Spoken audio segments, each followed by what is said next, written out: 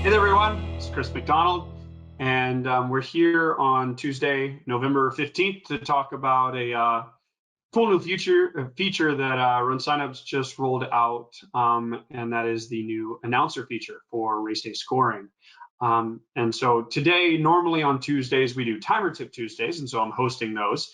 But today we also invited the race directors to join us because we know that the race director usually doesn't spend a lot of time in the timing tent. However, as a race director, you might be intimately involved with either completely announcing your event or at least working with an announcer for your event. So this is the launch of this feature for race day scoring. We are still bringing out new features, new requests. So if you get into it and begin playing with it and say, hey man, it'd be really, really cool if we could do this thing with it as well, feel free to let us know, because as with almost all of our products here at RunSignup, they're constantly evolving with the needs of races. So with that being said, we're going to jump in, and the way we're going to structure this, we're going to kind of talk about announcing in general, then we're going to talk to the race directors. And for those of you that aren't that interested in the back-end setup, because timing is where this is going to be coming from, those race directors can roll off, and then we'll chat more with the timers about the setup and utilization of this feature within the race day scoring product. So today's agenda, as we just talked about, we're going to talk about just announcing in general. I'm going to show you a screenshot of that announcer screen. We're going to go into announcer functions for race directors, and then announcer functions for the timers. We're actually going to do a quick demo of that after we go through it with the timers. And then if you have any questions, let us know. That being said, if you're new to the GoToWebinar webcast, you should have a control panel on your right where you can ask questions. I do have James Harris on with me to answer those questions. And so if there's anything that really needs to get floated out, a lot of people are asking the same thing, then we'll pause and make sure we answer that question out loud to everyone, because it's an important bit to add into the presentation. So intro to RunSignup's new announcer screen. Just wanted to tease it with one of the buttons within race day scoring. For those of you timing in race day scoring, you've likely seen this on your dashboard. And that is set up this computer as an announcer kiosk. So we'll get to that in a bit, but first we're going to be talking more about just announcing in general. So some of this is really general, but some things people don't really think about completely. And why have an announcer? So it's an excellent way to get information out, especially a start line, very, very efficiently. For those of you that don't have announcers or don't have music, consider doing it. It brings hype to the event. The reason why people want to come back to your event is the vibe at the event. They're excited, the energy, all of it's there. And if it's just quiet everywhere, or if they don't know where to go, or they don't know what's going on, it can be a bit confusing. And so an announcer, whether it be you as the race director, you as the timer, or bringing in an announcer, and that might be your buddy who is long-winded like me, and can probably talk all day long, or it might be like a radio host or an announcer that is quite literally, that is their full-time job. They go out around to events and announce. And if you're thinking, well, I just don't see the need. Think about watching a big event on TV, like NFL football or Major League Baseball or something like that. If you were just watching people run around and play the sport, it'd be really, really boring. And the announcers bring a lot of color and local knowledge and race facts or just event facts in general. They do interviews, they make jokes, they just keep things rolling. So and this is not only about the it's not only about the athlete, it's also about the spectators and keeping them engaged with what's going on. The announcer might have the ability to get information from course, like, hey, it sounds like we've just gotten notified that the first runner, who is, Tom Smith, made it to the turnaround point and followed very quickly by, 3 seconds ahead of blah, blah, blah. So it's a great way of keeping people engaged in that lull, whether it be pre-event or during the race before people are hitting the finish line. And it also can help you with activations on sponsors. So again, don't just look at this as a data point where oh well, we don't have a mat out there for an announcer mat. No big deal. Announcers can still bring a lot to the event. And a lot of times they'll bring their own PA or music licensing, which a lot of us don't think about. Microphones, they can help you with your award ceremonies. But the real thing that we're going to be talking about today is they're going to be making athletes feel special by call outs at the finish line. And specifically, we're going to be talking about with the help of race day scoring. And that is using race day scoring, your timer, and announcer mats. So here is a general look at that screen, that announcer screen that we're going to be talking about. So you can see at the top, there are other features of this race day hub. We're going to be specifically talking about the announcer kiosk, and this would be something that's sitting in front of that announcer, and it loads from the top down. So the next person would show above Jamie, and so you get some information in here, which is really nice. You have the location, so you don't just have to pull in the announcer location. If your timer is pulling data live from, say, a split out on course via SIM card or mesh network or whatever, you can pull this data in as well if you want your announcer to see this. So it can get confusing if you've got like finishers and people hitting that split, but until you get finishers, it can be really, really nice to see where people are hitting out on course. Now this event is a timers event. We'll show you one that says, half marathon, 5K, 10K. So that's in the instance that you have multiple people finishing at the same time for multiple events. So now you're getting the information live sync directly out of the race day scoring database, which is bidirectionally syncing with your RunSignup's database. So it's a really powerful tool, especially for those of you that are using dynamic bib assignment. You've got the age groups, you've got your city, your bib and chip, and timestamp of when they actually hit. Now, just keep in mind, this is unfiltered data, so you're not going to get like scoring place and stuff like that. Why? Because a lot of times, like in age groups and things like that, you're doing it by chip time. Well, just because somebody finishes first doesn't mean they won. So we don't want to put placements and things like that in there because we don't want people to get confused and have things announced that are incorrect. We also have this messaging column. Currently, it's just pulling information about birthdays. So it is something that's going to be expanded later to include custom fields. So that's something that you could utilize for like how many races have you done or whatever. You could get very creative with that. So right now, it's if your birthday is this week, whether it be 7 days ago or today, it's a great way again to make those people feel special that that they're being noticed that their birthday was recently. So let's talk about for race directors announcer functions within RunSignup's. So there's kind of 4 ways to provide announcer data, and a lot of you guys are very familiar with some of these and maybe haven't thought of some. So 4 ways, one being a paper list with bib number or sorted by bib number. It's not the easiest, but it's very simple. It's offline, it's deviceless. It is the way that timers did it, 20, 30 years ago. It's similar to not doing online registration. It works, and it's a fallback plan, but it's not necessarily it doesn't necessarily have the best user experience, we'll say. Then we roll into RunSignup's check-in app. And if you've been to any of my talks before, whether it be at the symposium or any of these kind of hardware, software talks, you'll know I talk a lot about the RunSignup check-in app. It's one of the coolest features RunSignup has. It's free. You can use it on your own device. You don't have to buy anything. You turn it on the back end of RunSignup under Race Day Tools. And so it also syncs with your database.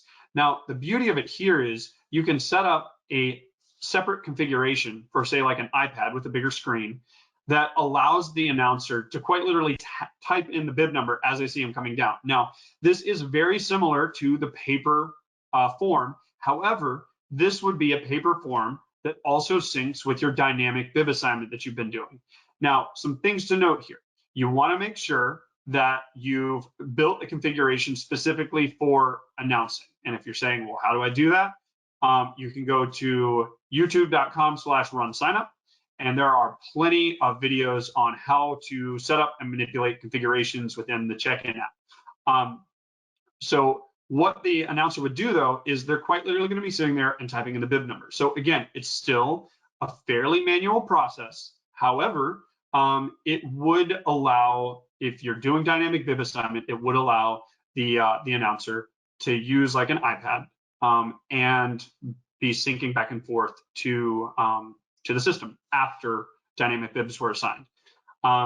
So it's more efficient than paper, but it's still going to need to make sure that, the announcer's on their toes and typing things in. So there is some, extra legwork there. So announcing. One thing that I just kind of highlight on that check-in thing that's really cool that, Chris was talking about here is that the configuration literally can be taking you right from that bib right to a screen with those extra fields that you want to really just highlight. And so you can really, what we're going to be doing with the announcer screen later in race day scoring is really going to be coming off of what we've done in race day check-in and just giving you total customization of what fields at a glance you want to see right from that moment. Right. So, and to that point, what James means is you can, within the configuration or within the presets, you can add in any notes or any special features that you've put in there. Like maybe this person's done the race 20 times and you're asking that kind of question through RegPath. You can show that within the check-in app. And so the announcer would have that. If you're using the check-in app as an announcer feature, you would have that information at your fingertips. So super helpful.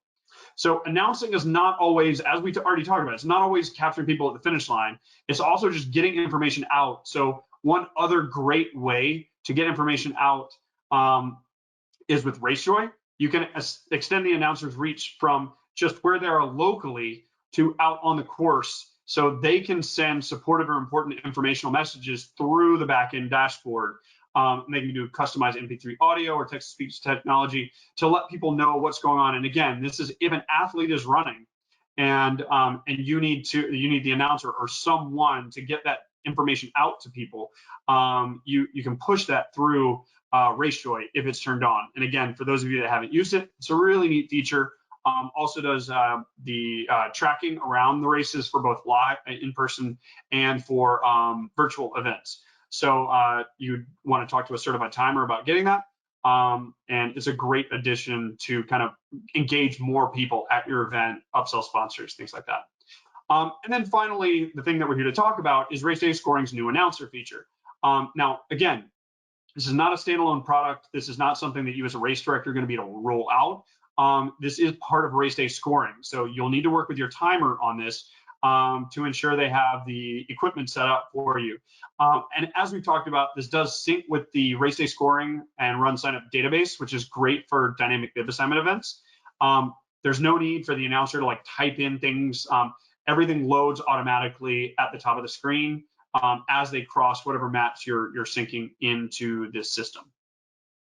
So again, it provides immediate information about the race participants, and this includes currently, like we saw in that, name, bib number, the event they're competing in, city they reside, age group, and if it's their birthday. That will be expanded in the future and customizable on the screen. So as you're planning for your future events, keep that in mind if you want to ask those types of questions, and maybe you're not using it for anything else than just whatever you want to call it, data mining for your athletes, for things like special callouts at the finish line. You could begin asking a question today, saying within your reg, just add that custom question. And how many times have you participated in this event?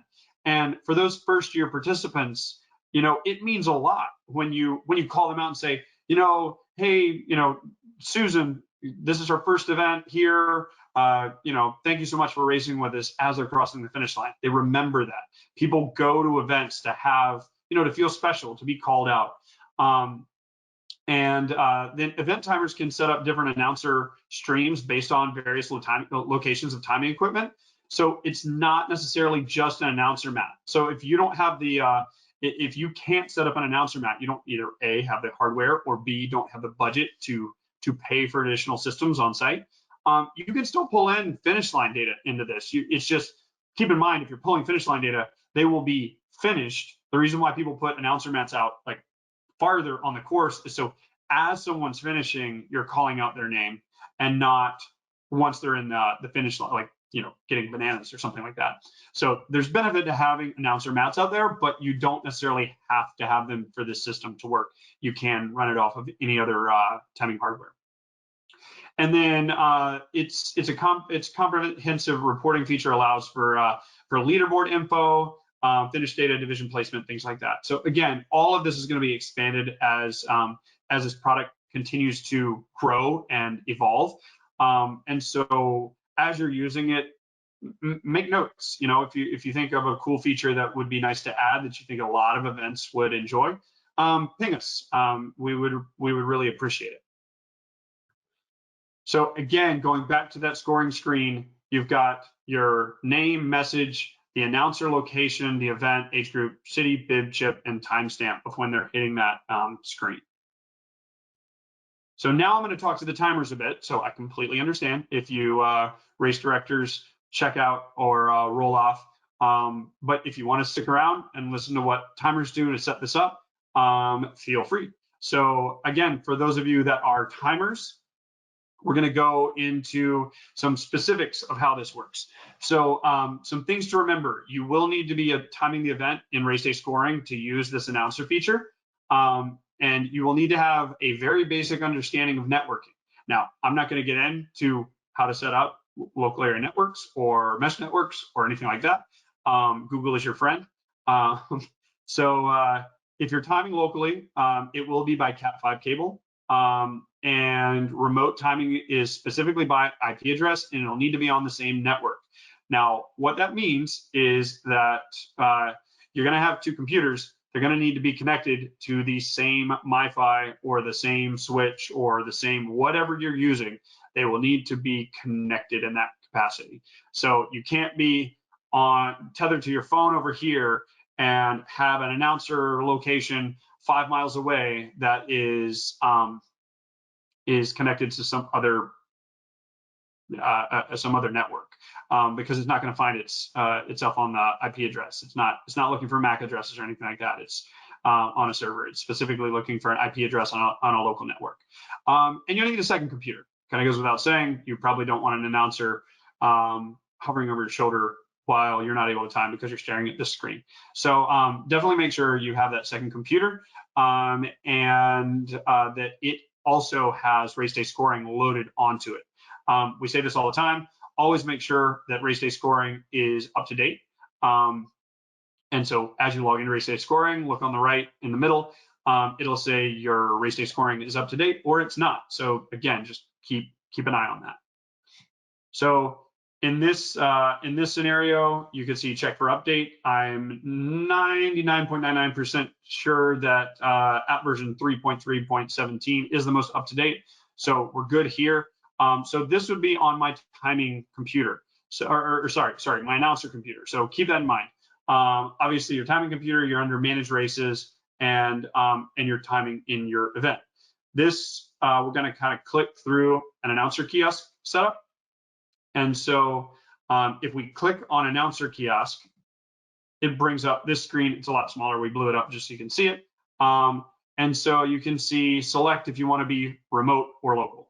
And so if you're remote, it's going to try to connect to a remote race day scoring. If you're local, it will connect to your own race day scoring. So if we click local, it's going to bring up this within your own computer, and you're going to have your hub and password and all that. And you're going to hit connect, and you're going to drop in.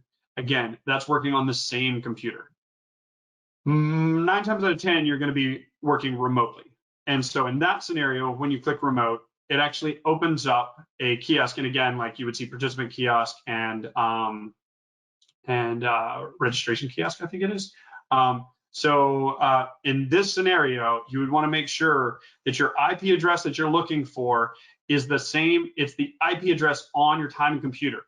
Now, how do you know what the IP address is on your timing computer, especially if you're using like DHCP and you're not, for those of you that don't know what that means, you're not on a static IP address. what you can do, you do have to turn your race day hub on your timing computer. And when you do that, it's going to ask you the port number, and it's going to say, normally you're on port 8080. And then you're going to be able to put in your race day hub password. So password doesn't have to be anything fancy. I have a demo thing that we're going to do in a second. My race day hub password is test, T-E-S-T.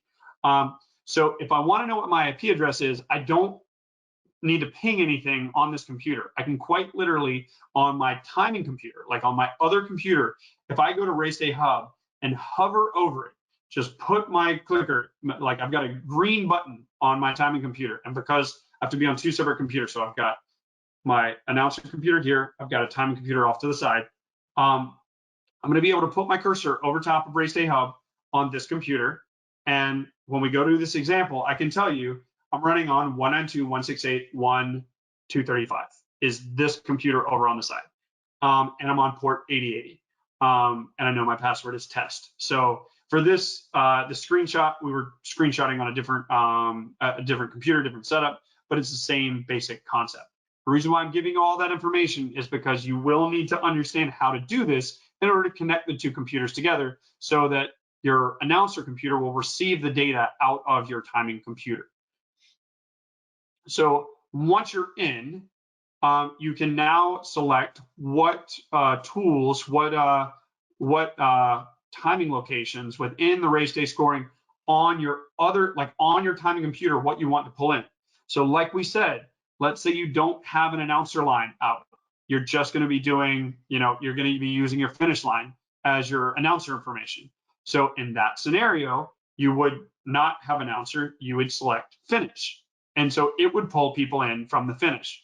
Again, keep in mind, if you're talking to your race director and they don't want to pay for additional hardware, or if you don't, own additional hardware or something like that, you'll just need to manage those expectations. I guess you don't have to. It's my strong suggestion to manage those expectations in advance. That, hey, if we're only using the finish and you're paying for this announcer feature, so what you need to do is you need to tell them, we're not going to be able to call out their names until after they've crossed the finish line.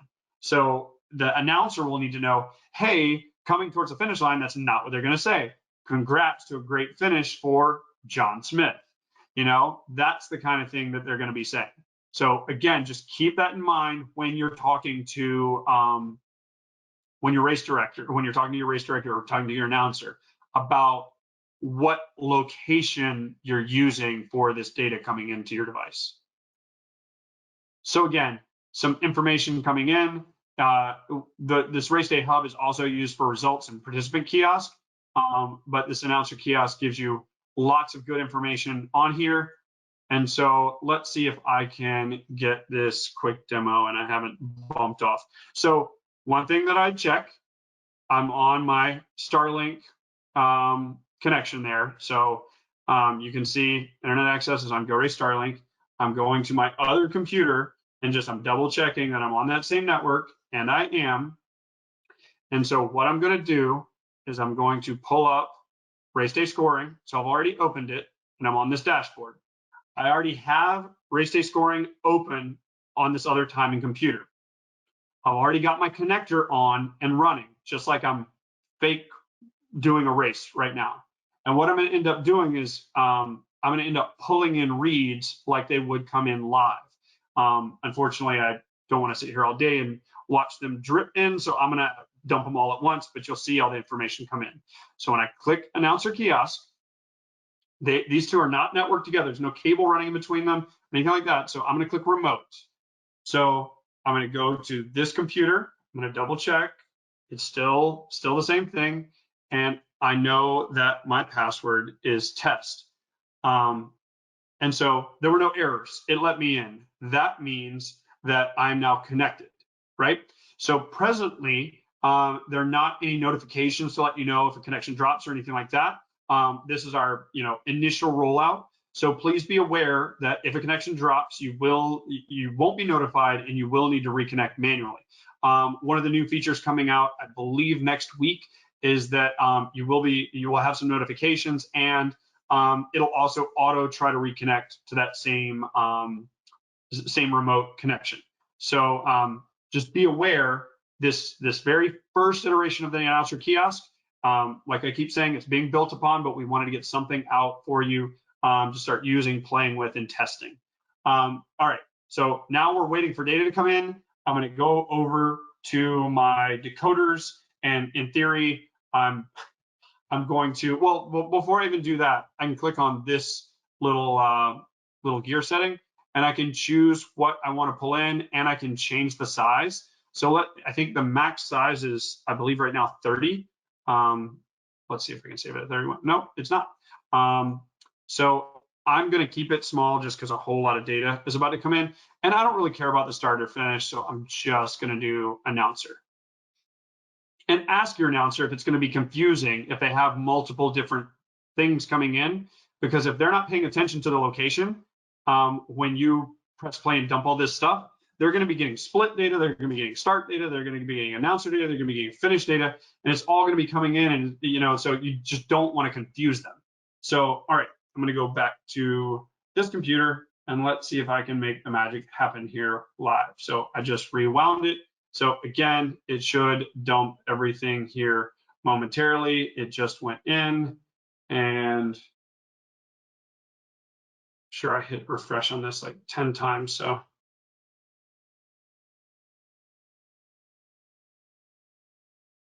give me one sec. Sorry, I needed to close this out.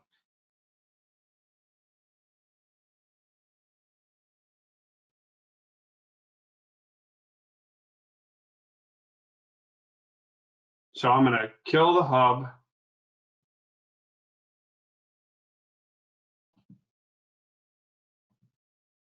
And I'm going to actually close out of this completely. And we will go back in. Of course, we have fun during the live scenario. So, all right. So I am going to reconnect. And I'm going to restart my hub on this computer and put in test. I've dumped this data into this event like 10 times, so I think it thinks that it's the same data coming in. Yeah, that's the point there. So it's important to understand about this that we're getting raw passing directly from the equipment right to the screen. We're not doing any kind of filtering or scoring or anything like that. And so there you go. So I just filtered it.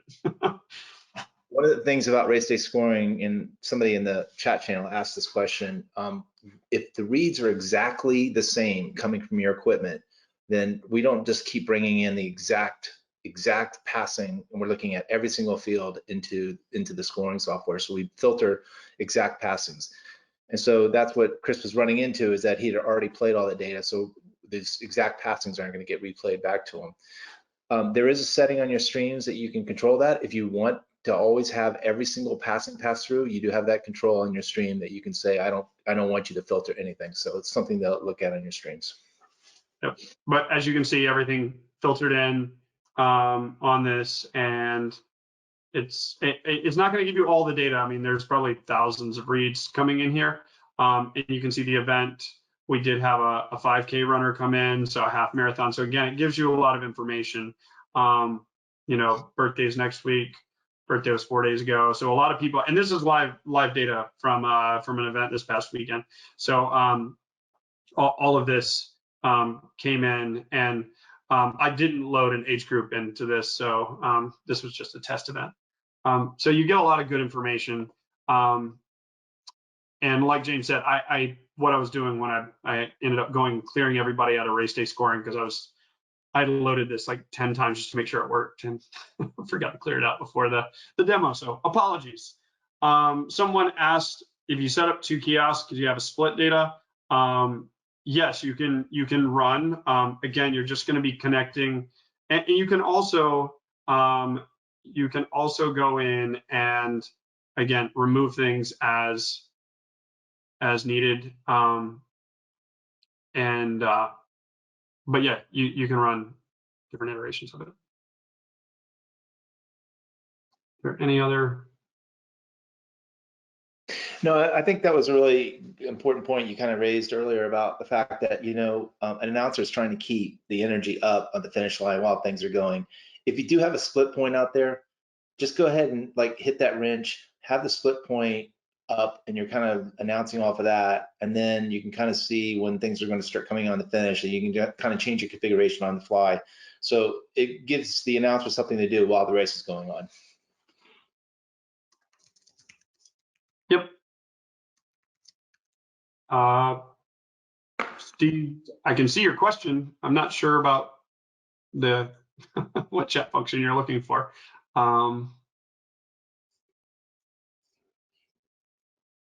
Let's see. All right. Well, if there's any other questions, feel free to email me, crisp@runsignup.com, or you can email raceday@runsignup.com. And it's, again, like we say all the time, especially to you guys that are timers, test this out. Do not show up to an event and have sold them on how all of this is going to work and you've never tried it. All right. So, I mean, I literally just did a test and I forgot to clear things out because I tested it over and over and over again. So you need to make sure that you're ready for the event that you roll this out on. It's not something you should just wait, especially considering you might say to yourself, oh, well, I can set this up, no big deal. The problem with the announcer is it's forward facing. So it's not necessarily somebody within your timing organization here. So the announcer needs to be aware, like, hey, I as a timer, I usually have a conversation with the announcer. Hey, let me know if there are any issues so that I can try to troubleshoot. Please don't, get on the microphone and say, well, the timing's not working, because a lot of times what's happened is, like, I've had an announcer say, oh, well, I need to plug in my iPhone that I'm using for music, and they unplugged a switch that was powering the connection in between the devices. So they didn't realize that. And so did timing break? Nope, it didn't. Your connection to the announcer map broke. But we're still getting announcer data into the main timing computer. So yeah, just something to consider. So somebody asked, did you clear out the past data from a stream? Yes. So like I had to clear out my connector because within Race Day Scoring on my timing computer, because I had rewound it like 20 times, and this is not new data coming in again. So like I'm not sitting here like swiping a bib over it. That would be new data. I'm quite literally rewinding things, and normally you don't want if you have to hit rewind on a decoder, you're a timer. It happens. You've got to fix some other critical error that or issue that the race director might not ever know about, but you have to rewind a decoder. It happens all the time. You don't want all of that data to come onto the announcer screen, so what James is pointing out is exactly how you want it to work. You only want that new data coming in. And so, yeah, in this specific scenario, I had to go back in and clear it so that it would actually push through the connector. And so, and somebody asked, could you work on a tablet? So you could do this on like a Surface tablet or something like that runs a Windows operating system. The thing to remember, it has to be able to run race day scoring. So are you going to be able to do it on an iPad? No. Are you going to be able to do it on an Android? I mean, some people know how to, and I'm not saying this, but some people know how to jailbreak things and get like either run a virtual instance or some kind of emulator that will allow for Windows programs to run their devices. It's not the most stable. I would not suggest it. So if you're going to use it as a tablet for an announcer, I would strongly advise like a Surface tablet. That way you can run like a full instance of Windows on there. Let's see. So I think we've answered most. Sorry, I'm trying to keep up with questions on here that James hasn't answered. He's too fast for me. I think, yes. Great point, Steve. don't want to overpromise what your announcer can do. Better to underpromise and then overdeliver. That is a great way of looking at it. So, test it out. I always tell timers to go put the tag on the dog and let it run around in the backyard over timing mats and see what it looks like. Or go out to your running club and say, hey guys, I'm going to time tonight's pub run. I need to test some stuff out. So that's another great way of figuring out how things are going to work before your 5,000 person marathon. So I think we've answered everything, and we don't want to keep it too long. So thank you all for being with us today, and we hope this is a cool feature that you will enjoy. And again, we will continue to update and improve this. So if you've got any good ideas, we're always, I think by now, we're always listening. So I appreciate you guys and look forward to chatting with you soon. Take care.